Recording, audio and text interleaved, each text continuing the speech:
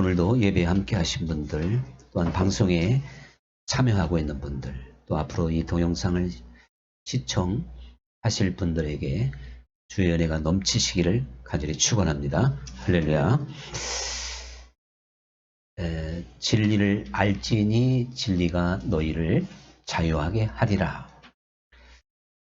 이 말씀이 마치 표어처럼 고속도로나 또 많은 하나의 성구로 이렇게 쓰여져서 사람들에게 참 좋은 말씀, 귀한 말씀으로 이미 각인이 되어져 있습니다.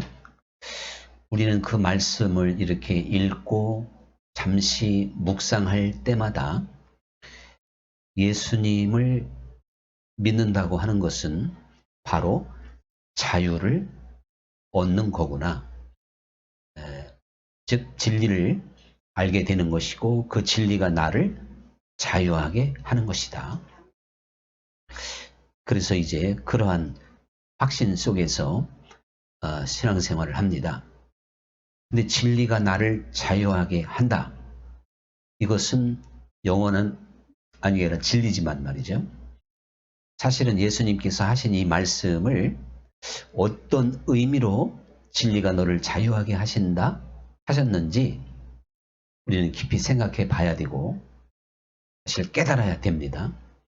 근데 지금까지 우리들이 신앙생활하고 수많은 사람들의 의식에 자리 잡고 있는 것은 본래 예수님께서 진리가 나를 자유하게 하신다는 의미와 좀 거리감이 있지 않을까 하는 그런 생각을 해보게 됩니다. 왜 그런가 하면 예수님께서 진리가 너희를 자유롭게 하리라 이렇게 말씀하셨음에도 불구하고 죄를 짓는 자마다 죄의 종이라고 바로 이어서 말씀을 하십니다. 그렇다면 주님께서 나를 진리로 자유롭게 해주신다는 말씀은 또 뭐고, 그런 나에게 그래도 네가 죄를 짓는다면 너는 죄의 종이 된다 이렇게 말씀을 하신 거니까 이거 우리가 한번 깊이 생각을 해봐야 되잖아요. 이거를 가볍게 결코 생각해서는 안 되는 문제가 되는 건 사실입니다. 사도 바울은 이러한 말씀과 또 견주어서 누구든지 지는 자는 이기는 자의 종이 되는 줄을 알지 못하느냐 이러면서 죄에게 져서 죄의 종이 되는 거고요. 의에게 순종하여 의의 종이 된다는 것입니다. 그러니까 결국 자유로운 자는 죄로부터 승리하는 자, 죄를 이기는 자가 되어야 된다고 하는 걸 예수님 말씀, 그리고 예수님의 말씀을 좀 더 우리에게 해석하며 쉽게 설명하고 있는 사도 바울의 가르침을 통해서도 우리는 확인하게 되는 것이죠. 그런데 예수님께서 이 말씀을 사실은 맨 처음에 하셨을 때 그 대상이 누구냐면 예수님의 모습과 예수님의 삶과 가르침을 듣고 감동을 받고 말이죠. 구세주 메시아로 오신 분이라고 하는 걸 믿는 그 유대인들에게 지금 이 말씀을 하신 거예요. 예수님의 12 제자뿐만 아니라 우리가 당신을 믿습니다. 그렇게 지금 믿음을 고백하고 있는 사람. 그러니까 오늘 그 성경 본문의 말씀대로만 한다면 예수님 자신을 믿은 이들에게, 그 믿겠다고 하는 그들에게 너희가 진리를 알지니 진리가 너희를 자유롭게 해야 된다. 지금 이 말씀을 하시게 됐다. 그런 이야기죠. 그러니까 뭐 불신자도 아니고 예수님의 말씀에 감동을 받고 어느 정도 이해를 하고 또 예수님이 정말 대단하신 분이구나, 또 뭐 메시아로 오셨다, 이것을 지금 인정하고 있는 그 유대인들입니다. 거기에는 물론 12 제자가 포함이 되어 있는 건 사실이죠. 그런데 예수님께서 지금 믿겠다고 하는 그들에게 조금 더 정확한 표현은 이거예요. 내 말이 너희 안에 거하면 너희가 진리를 알게 될 것이고 또한 참 내 제자가 되고 그래서 진리가 너를 자유롭게 한다. 그러니까 믿겠다고 하는 그들에게 내 말이 너희 안에 거하게 하라는 것입니다. 예수님 말씀이 그 마음에 거하면 참 내 제자가 되고, 그러니까 지금 제자가 되겠다고 하는 사람들에게 참된 제자가 되라고 말씀하고 있는 거죠. 참된 제자가 되기 위해서는 내 말이 너희에게 거해야 된다. 지금 이렇게 사실은 조건을 좀 붙인 건 사실입니다. 그러니까 문제는요. 예수님의 이 말씀에 영원한 사실은 의미가 있고 여기에 사실은 비밀이 있는 거예요. 오늘날도 여전히 우리는 이 예수님의 말씀에 귀를 기울여서 예수님 말씀이 내 마음에 거할 수 있도록 해야 된다는 사실이죠. 그렇게 되면 지식적으로 교리적으로 주님께서 나의 죄를 용서해 주셨다고 하는 이러한 사실을 받아들임으로써의 자유가 아니고 주님께서 내 죄를 과거의 죄를 용서해 주셨을 뿐만 아니라 이것은 내가 믿음으로 얻는 거고 물론 앞으로도 믿음으로 사는 거지만 우리의 현실 속에서 수없이 다가오는 유혹과 사단의 공격과 죄의 세력을 이기는 사람이 된다는 것이죠. 그렇게 될 때 바로 이제 참된 자유를 얻게 됩니다. 우리 한번 주님 앞에 솔직하게 지금까지의 신앙생활을 이렇게 돌이켜보면서 잘 생각을 해 보십시오. 아무리 편안한 사이라 하더라도 그 사람에게 잘못을 하게 되면 뭔가 마음에 찔리는 게 오고 불편해집니다. 사람과 부부도 마찬가지예요. 그러면 그게 자유롭지 못한 거잖아요. 그러니까 아담과 하와가 그렇게 자유롭게 동산에서 하나님과 거닐었던 그야말로 낙원에서 함께 살았던 아담과 하와도요. 죄를 범하게 되니까 부자유하게 된 거예요. 자유가 없어요. 자유가. 그래서 하나님의 얼굴을 볼 수도 없고 어두운 곳에 숨어들게 됩니다. 하나님을 두려워하게 됩니다. 이렇게 본다면 우리 주님께서 우리에게 주시는 자유는요.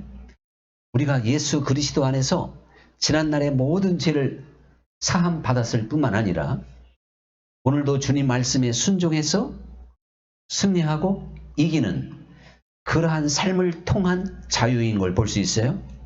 물론 그렇다 하더라도 또 우리가 죄에게 매일 수가 있는데 회개하고 사함 받기 이전까지는 또 자유라는 게 없는 겁니다.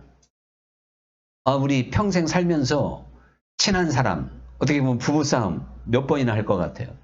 수십 번, 수백 번 할 수도 있어요. 그런데 화해하고 나면 또 편안해지잖아요. 그야말로 칼로 물베기처럼. 근데 화해가 안 됐을 때는 서먹서먹 이 거리감이 생겨요. 계속 그걸 놔둬버리면 영영 이제 단절이 되는 거죠. 그러니까 하나님께서는 우리의 원죄를 근본적인 우리의 죄를 용서해 주시고 하나님과 내가 화평하고 하나님의 얼굴을 볼 수 있는 자유자로 우리를 불러주셨습니다. 그렇게 부름받은 우리들이요. 주님 말씀을 내 안에 거하게 하셔서 계속적으로 그 말씀에 순종하고 그 말씀에 거할 때 네가 항상 자유로워질 것이다. 이건 아담에게 하신 말씀도 동일합니다.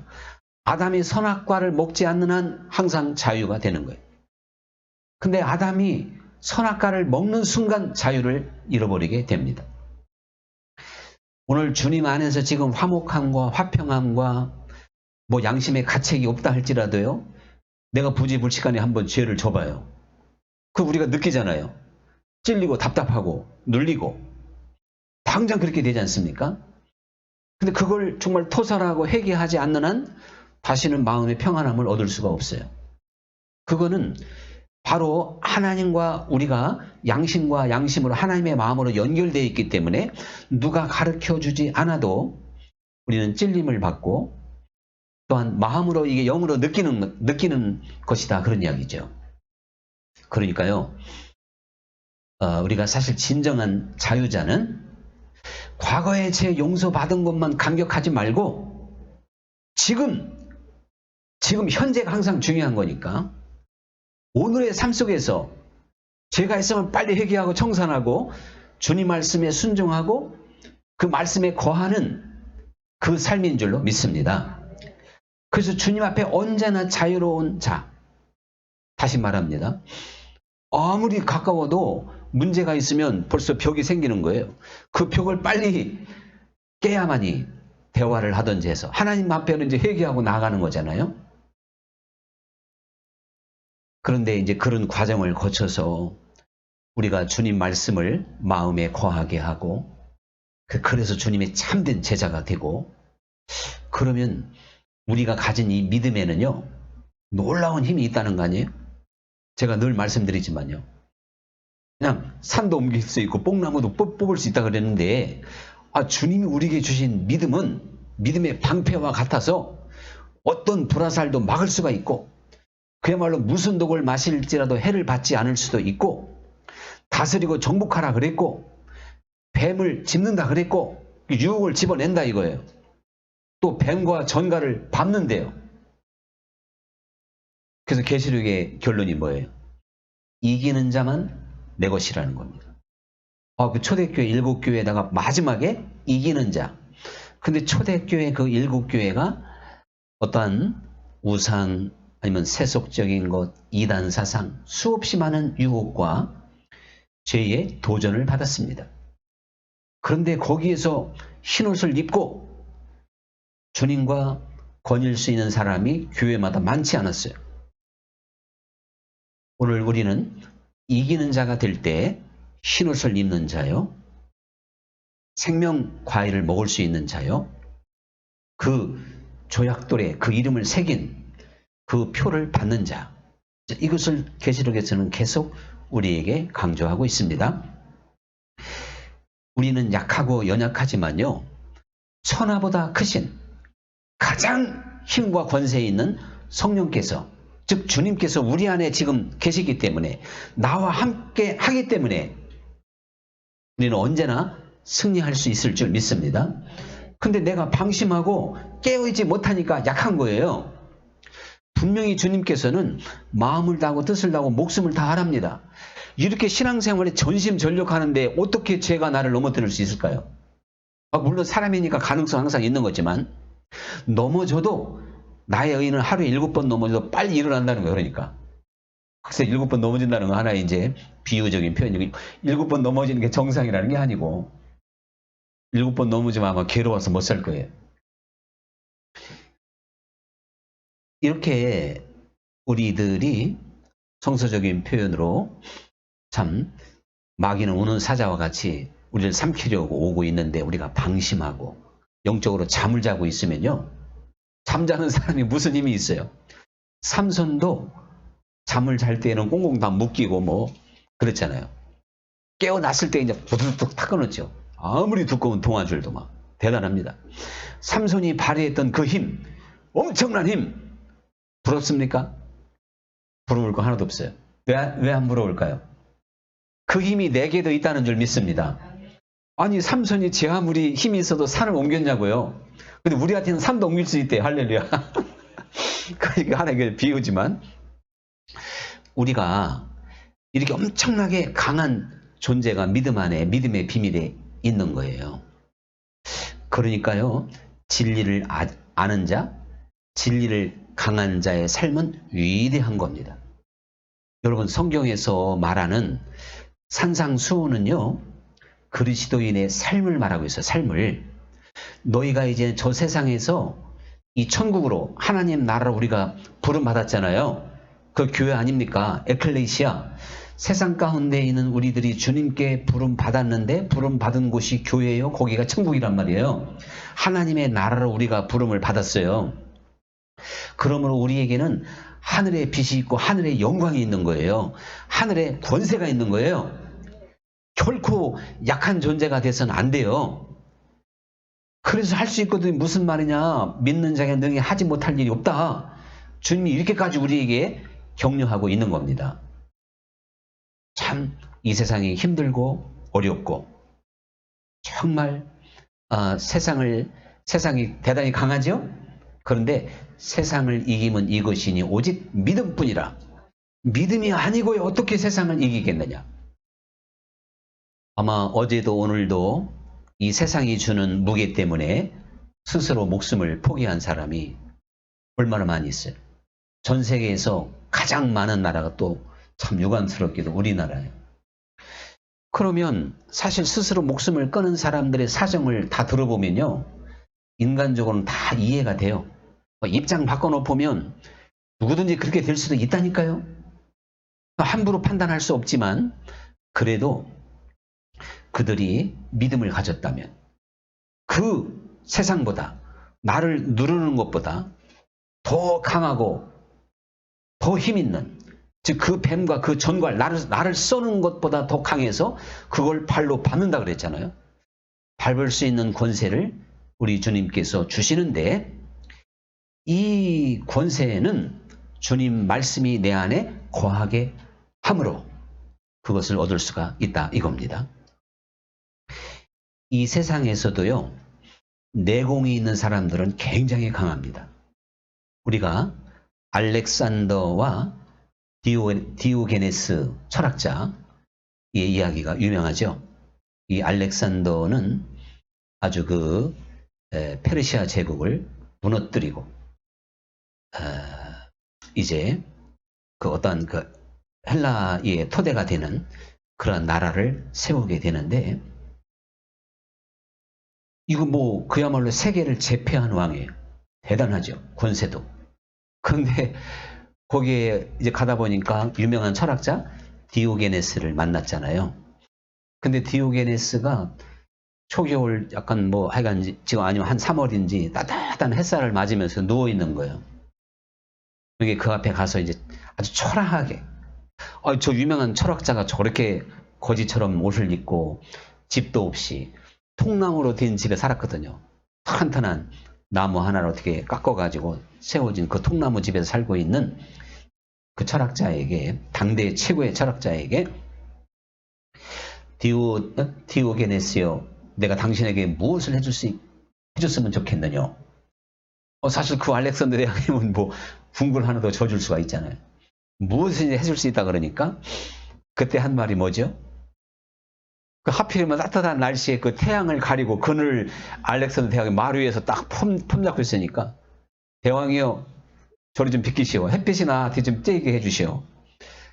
그러니까 이 대왕이 참 이해 못하고 뜨뜻한 얼굴로 돌아갔어요. 그 의미를 알으니까. 지금 나한테 해줄 수 있는 건 내가 지금 햇빛 쬐고 있는데 왜 햇빛을 가리냐 그거 아닙니까? 자, 근데요 그 말 속에 대단한 내공이 들어있는 거예요.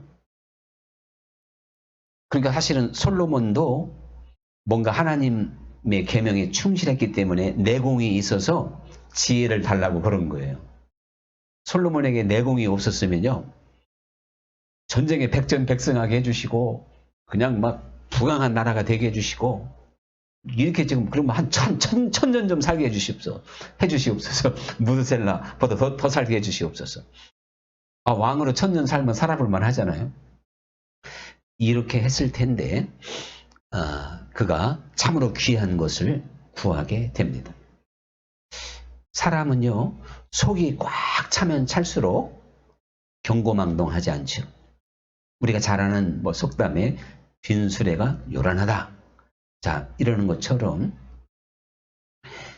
이 세상이 주는 어떠한 인문학적인 힘이나 또한 어떠한 예술적인 경지나 자기 수련, 묵상, 자, 이런 것을 통해서도요 사람은 상당한 그 내공을 보인다니까요. 그 디오게네스가 철학적으로 단단한 사람이지 믿음에 대해서 알겠습니까? 하나님을 알겠습니까? 근데 이 세상의 철학, 학문을 가지고도 보통 사람을 뛰어넘어요. 그래서 고승들도 보면요. 고승일수록 단벌 옷을 입어야 되는 거예요. 삿갓도 하나만, 물론 삿갓이 하나겠지만 목탁은 물론 하나고 배낭도 하나고 그리고 청빈해요. 고승일수록 잠이나 먹는 것에 얽매이지 않아요. 그런 것으로부터 다 자유를 얻어요. 정말 그 어떠한 불교의 진리 거기에 심취함으로 모든 무력과 세상 것을 다 이겨내잖아요. 근데 우리나라는 가만히 보면 유행에 민감한 나라. 그래서 뭐 파리에서 아침에 유행했으면 저녁에 한국에서 유행한다고 할 정도로 유행에 민감하고 또 명품에 약한 나라. 그래서 요즘에 그래도 저는 애 키울 때 그런 명품 논쟁에 휩쓸리지 않은 게 참 감사해요. 우리 아들은 내공도 없으면서 한 번도 왜 무슨 그 흔한 신발도 월드컵인가 뭐 그때 뭐 프로스펙스 뭐 이런 거 사달라고 한 번도 안 했던 게 참 신기한 것 같아요. 그리고 그냥 가방도 주는 대로 가만히 지금 생각해 보니까 그 학교에 가면 잠바도 그렇고 가방도 그렇고 신발도 그렇고 상당히 명품 브랜드를 이렇게 가지고 다니면서 자랑했던 일이 좀 애들이 많았겠다. 근데 그런 것에 전혀 기죽지 않은 것이 좀 신기하기는 해요. 내공도 없으면서 내공이나 있었으면 몰라도 그 이제 목사 집안이가 아예 포기해서 그런가 봐. 포기해서 우리 엄마 아빠는 그냥 해봤자 안 해줄 거니까 이제 그런 거 같기는 한데 사실은요 우리가 이 세상을 바라보는 눈이 어떤 세상적인 지식과 학문과 어떠한 그 참 세상적인 묵상의 훈련을 통해서도요 모든 불필요한 경쟁에서 초월할 수가 있어요. 다른 사람을 결국 의식하지 않는 거예요. 다른 사람이 나를 어떻게 생각하든 판단하든 그 별로 개의치 않아요. 그래서 유명 연예인이 그 놀라운 인기를 어디다 두고 그 안티적인 그 댓글 몇 개에 그냥 목숨을 끊어버리냐고 세상에. 그 얼마나 힘이 없는 거예요 그게. 내실이 있는 사람마다 다른 사람의 평가가 그렇게 중요한 게 아닌 거죠. 그래서 이 거칠에 신경 쓰지 않고 유행 따라 옷을 할 것도 없이 20년 전 옷도 당당하게 입고 나갈 수 있고요. 정말 우리가 속이 차면 찰수록 아까 제가 고승 얘기를 했지만 믿는 사람들도 좀 더 멋있는 옷을 입고 나가면 찔려야 돼요. 다른 사람이 내 옷을 바라보면 참 죄송하지만 제가 이 옷만 입고 나가면 한 두 사람한테 칭찬을 들은 바가 있는 것 같아요. 근데 그때 이 옷이 자랑스러운 게 아니라 나 이거 사실 이게 그때 당시에 어떻게 보면 하기는 한 70만 원 줬으니까 한 10년 전이에요. 10년 전에 70만 원이니까 괜찮은 옷이었던 것 같아요. 제 반응이 별로 안 좋네. 하여튼 그래서 그런 옷인데 가면 뭐 약간 괜찮은가 봐요. 근데 그때 내가 괜히 너무 비싼 옷을 입었는가 보다. 영 마음이 불편해. 그래서 이거 앞으로 한 10년 더 입어보려고 합니다. 어쨌든 이제 정말 우리들이 옷 입는 거 차도 누가 제가 좋은 차 탔다고 저를 쳐다보면요. 나 그다음 그 차 운전 못할 것 같아요. 좋은 차가 제 차라면 마음이 불편해서 정말 못합니다. 저는 30대 때 제가 티코 타고 다녀요. 티코 타야 된다. 그러다 가만 생각해 그건 아닌 것 같아요.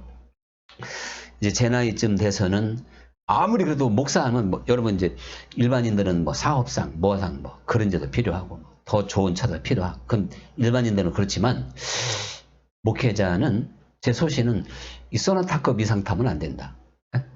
아무리 만약에 제가 아주 큰 교회 목사가 돼도 근데 가끔씩 자꾸 도대체 나이가 몇인데 자꾸 그렇게 예를 이제 그런 예는 안 들어야 되지 않겠냐? 우리 고혜수권장님 그렇게 말씀하시는 것 같은데 길고 짧은 거 대봐야 됩니다. 대봐야 돼. 정말 누가 봐도 정말 만약에 큰 어떠한 그런 상황이 있어도요. 그런 사람들이 좀 정말 검소하게 살아가면 입는 것부터 시작해서 그런 것으로 보여줘야지 뭐 개혁하자 말로 되는 게 아니라 그냥 삶으로 제가 담임하고 있는 교회 한 교회만 지금이야 우리 영향력 줄 것도 없지만 남들이 조금만 주목하는 교회가 되면요. 뭐로 얘기하자 할 것도 없이 그냥 삶으로 보여주면 다 뒤집어질 것 같아요. 모든 게 다 그걸 알려줄 거 아닙니까?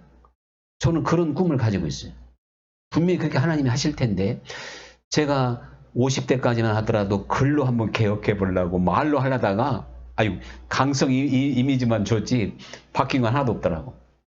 그러니까 그냥 내 삶으로 내 교회부터 변화하고 개혁하면 그게 다 입으로 전달돼서 사람들이 감동을 받고 이제 개혁이 되는 거죠. 사실 웨슬리도 그렇게 한 거거든요. 그런데 여러분 이 세상적인 어떠한 지식과 철학도 한 사람을 이렇게 무게 있게 이렇게 내실 있게 만드는데요. 사도 바울은 그리스도가 가장 존귀하다 그랬죠. 그래서 우리 질그릇과 같은 우리가 보배이신 예수 그리스도를 담았다는 거 아닙니까? 아니 세상에 가장 값진 것을 가진 사람이라면 무엇에 흔들리겠어요? 무슨 유혹에 넘어지겠어요?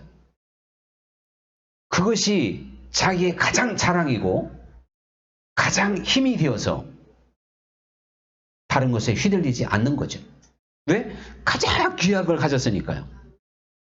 여러분 정말 주 예수님이 가장 귀하십니까? 그렇다면 내 삶에서 한번 확인해 봐야 돼요. 아니 예수님을 잃었다면 절망해야 돼. 예수님이 안 계셨다면 예수님 말씀대로 금식해야 돼. 아니면 막 탄식하든지. 그런데 예수님이 계시다면 낙심할 것도 없고 시기할 일도 없고요. 그저 우리가 또한 불평할 이유도 없고 주님 안에서 지족할 줄 아는 삶을 살게 될 줄로 믿습니다. 그래서 그냥 하기 좋은 말이 아니라 사도 바울은 그 대단한 것들을 다 본토와 같이 버릴 수가 있었던 거예요. 흔한 또 말이겠지만 배설물처럼 여겼다. 아 이게 지금 바울의 진정한 신앙 고백이라니까요. 이게 왜 바울 한 사람에게만 그치냔 말이에요. 누구든지 손에 다이아몬드를 잡으면 황홀할 거예요. 마찬가지예요. 바울이 예수 그리스도를 이제 모심으로 그 삶이 황홀했던 것처럼 내 안에 계신 나와 함께 먹고 마시는 예수 그리스도는 나를 이 어둠의 세상 정말 답답하고 힘들 수밖에 없는 세상이지만 황홀한 세상으로 볼 수도 있고 감사하며 살아갈 수 있고 인내하며 살아갈 수 있도록 해주시고 사랑하며 살아갈 수 있도록 나를 그렇게 변화시켜 주실 줄 믿습니다. 값진 진주가 한 사람의 삶을 바꿀 수 있듯이 이 세상 모든 진주보다 더 값진 그리고 영원한 예수 그리스도는 나를 진정으로 힘있는 사람, 내공이 있는 사람으로 만드는 것이죠. 그래서 솔로몬이 참 솔로몬처럼 부귀영화를 누려본 사람이 누가 있겠어요? 그래도 결론은 그가 알고 있는 예수님, 지혜로 깨달았던 그 여호와 하나님이 가장 귀한 분이어서 결국은 이 세상 어떠한 것도 헛되고 또 헛되다 하는 결론을 내리게 된 것입니다.